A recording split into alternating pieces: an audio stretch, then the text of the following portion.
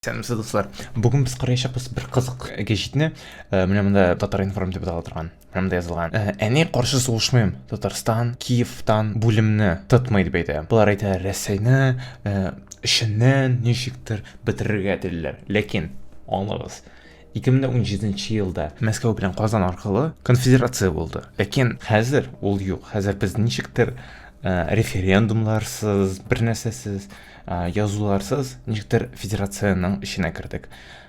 Өзі біз озатлық болдық біз. Или біз болды 1992 жылда. Жептір біз аны табышылғанбыз. Мұнда язалар Киевта, аны 10 ноябрьда ерте білен айткенлер енді. Бұл әлі Ишкерия турында да yazылған. Мұның турында депутат яза Айрат Фарахов. Бұл провокациялар деп енді. Нендейдер қорқыныш ойын. Мұнда КФУ-ның кафедрасының Большаков. Барысында қарап тұрабыз, барысын yazабыз. Сырау болайшақ барығызға. Я Мәскеуге аллағасыз, я Азатлық Татарстанда сізге енді орын болмайынша. Бұлар бірәнде тиле әйбірлер язайшақлар енді. Татарстан ол Рәсейнің кисегі деп yazған мұнда. Біз орысларның кисегі. Сіз аңлысыз ма Рәсей нәрсе деген сөз атала? Рәсей ол орыс. Алар синонимлар. Алар бір сөз. Ол бір сөз.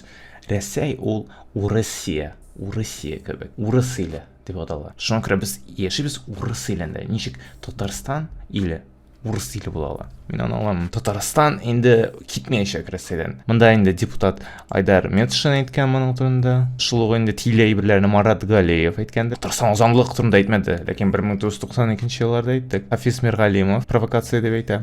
Енді 1990 елларда енді китте. Мен сезгә әйтәм, сезнең барыгызның исемнәрегезне біз yazabız. Biz sizni табабыз. Biz sizning туганнарыгызны, sizning балаларыгызны. Алар да барысы да төрмәдә булачаклар. Барысын да табачакбыз, байлыгызны алачакбыз. 30 ел конституция үзгәрмәде. Моның турында да инде тиллек ниндидер языла, чөнки безнең үзгәрде. Суверенитет юк хәзер бездә. Без хәзер кисәк Рәсейнең анда язылган. Анарасын бездә икенче илләр белән азат ил кебек эшли алмыйбыз. Рәсейнең кисәге кебек кенә. Анарасын безнең әле бетте конфедератив статус инде. Менә шундый кызык әйбер, барысын саттылар безнең азатлыкка.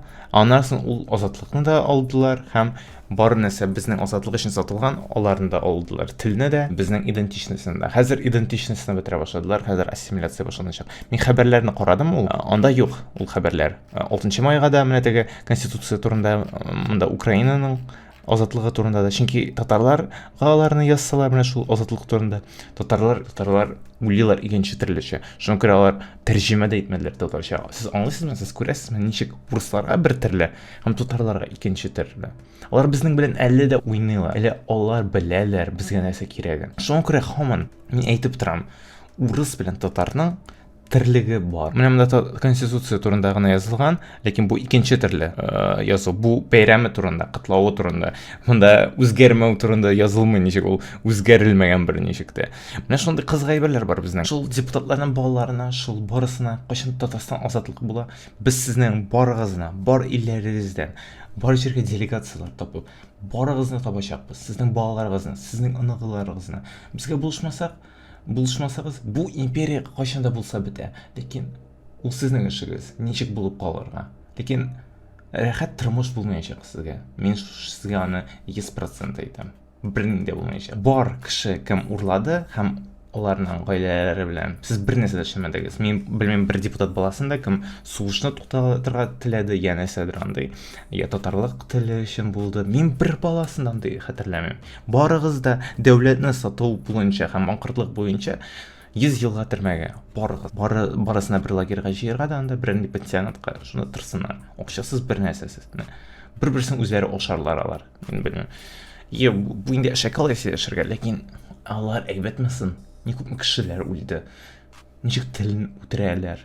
Сатлык җаннар белән ничек була инде икенче төрлечә. Әйтегез миңа, Татарстан азатлык булсын.